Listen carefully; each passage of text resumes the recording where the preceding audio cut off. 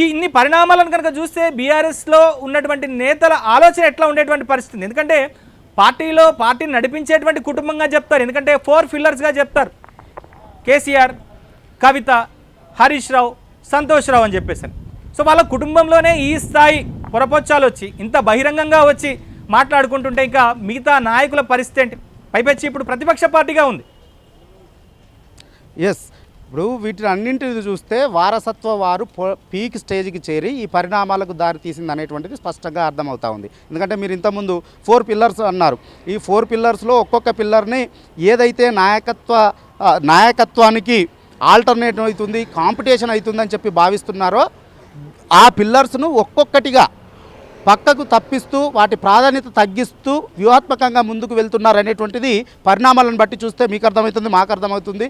రాజకీయంగా అవగాహన ఉన్నటువంటి ప్రతి ఒక్కరికి కూడా అర్థమవుతుంది. పొలిటికల్ సర్కిల్స్లో దీనిపైన విస్తృతమైనటువంటి చర్చ కూడా జరుగుతుంది. ఇప్పుడు మీరు చెప్పినటువంటి 4 పిల్లర్స్లో అంటే వాస్తవానికి కేటీఆర్ని ఎప్పుడో ముఖ్యమంత్రి చేస్తారంటే చర్చ జరిగింది. ఇక నెక్స్ట్ ఆయనని ముందు పెట్టి పార్టీని నడిపించబోతున్నారంటే చర్చ జరుగుతుంది. అంటే ఆయనకు పార్టీ వారసత్వాన్ని అప్పగించబోతున్నారు అనేటువంటి చర్చ జరుగుతుంది. ఈ నేపథ్యంలో వీరు కవిత విభేదిస్తున్నారు కేటీఆర్ నాయకత్వాన్ని అని చెప్పి ఈ మాటల్ని బట్టి మనకు స్పష్టంగా అర్థమవుతా ఉంది. సో కేటీఆర్ని ఒకవైపేమో కేటీఆర్ని నాయకత్వంలో పార్టీని ముందుకు తీసుకెళ్లడం కోసము ఆయనకి ఎవరైతే కాంపిటీషన్ అవుతారో అనుకుంటున్నారో వారిని అందరినీ కూడా వ్యూహాత్మకంగా ఇటు సోషల్ మీడియా ద్వారా కావచ్చు, పార్టీ ఇంటర్నల్ సర్కిల్స్లో ప్రచారం ద్వారా కావచ్చు కొంచెం తగ్గించేటువంటి ప్రయత్నం చేస్తూ ఉన్నారు. అందులో అవునన్నా కాదన్న అంటే వాస్తవానికి మీరన్న సంతోష్ రావు ఏమో ఎప్పుడు కూడా ఫస్ట్ సీట్ను ఆయన ఎప్పుడు కూడా కోరుకోవట్లేదు కాబట్టి ఆయన వైపు నుంచి ఏ విధమైనటువంటి ప్రమాదం లేదు.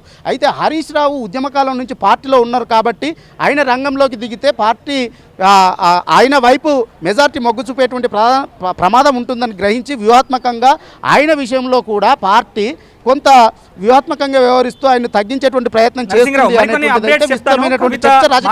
ఇంకా సో దాంట్లో మరికొన్ని సంచలన కామెంట్స్ కూడా చేసింది. అమెరికా నుంచి తాను హైదరాబాద్లో అడుగు పెట్టేలోపు తన పైన భయంకరమైనటువంటి కుట్రలు జరిగాయని చెప్పారు. అప్పటి వరకు హరీష్ రావు ఇంటికి ఇంతవరకు అంటే పెద్దగా వెళ్ళినటువంటి కేటీఆర్ 2 రోజుల పాటు హరీష్ రావు నివాసానికి వెళ్ళారు.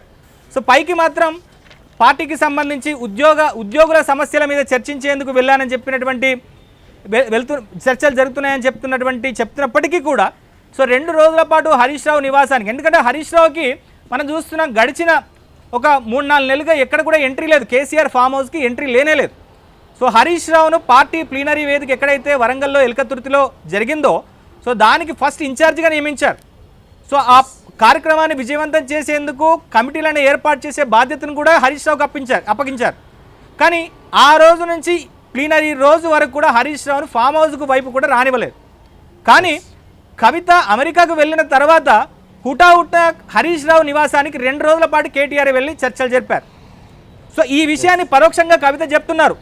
అమెరికా నుంచి తాను హైదరాబాద్లో అడుగు పెట్టేలోపు తన మీద చాలా భయంకరమైనటువంటి కుట్రలు జరిగాయి. బీఆర్ఎస్ను బీజేపీకి అప్పగించే కుట్ర జరుగుతోంది. ఈ కుట్రను నేను చాలా తీవ్రంగా వ్యతిరేకించాను.